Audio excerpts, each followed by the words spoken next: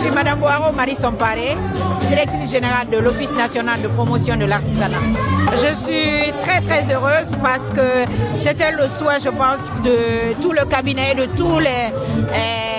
toutes les personnes du département, parce que ça a quand même été un ministre qui a posé des actes et on a beaucoup de chantiers qu'on avait entamés et qui, pour le finir, selon l'initiateur. Donc vraiment, on dit merci au président de la République pour avoir entendu nos voix et pour nous avoir laissé ce grand bosseur-là qui est Moussa Moïsila. Non, je sais que dans le domaine de l'artisanat, il nous a promis que cette année, ce sera l'année de l'artisanat.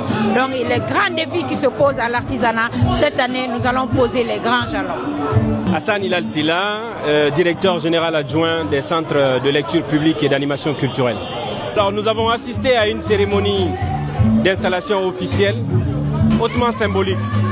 Symbolique pour 2 à 3 raisons, et je vais vous les citer. Premièrement, c'est le premier ministre de la Culture, du Tourisme et de l'Artisanat de la Ve République. Deuxièmement, c'est le premier ministre, le dernier ministre de la transition chargé de la culture, reconduit sur une large palette de la culture, du tourisme et de l'artisanat.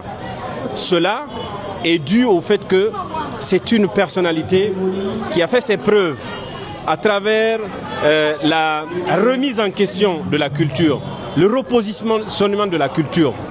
Il faut savoir que nous avons quitté, nous, secteur culture, de l'avant-dernière place dans le rang protocolaire dans le gouvernement, à se retrouver à la 11e place et à être gratifié de la 2e position dans le grand programme de Simandou 2040.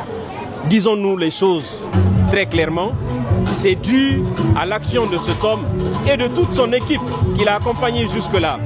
Et je terminerai par le 3e argument, c'est que Moussa Moïse, c'est une personnalité très humaine. Vous voyez, toutes les personnes qui sont arrivées ici sont venues surtout, non pas parce qu'ils ont des postes ou quoi que ce soit, mais surtout parce qu'ils ont un être humain devant eux, quelqu'un qui est humain et qui est réceptif à leurs problèmes. Et c'est la raison pour laquelle nous sommes tous là et nous espérons que nous allons pouvoir jouer notre jeu dans les projets qu'il veut mettre en place pour que nous puissions accomplir la mission que le président de la République lui a confiée et surtout que le peuple de Guinée lui a confiée. C'est moi qui vous remercie.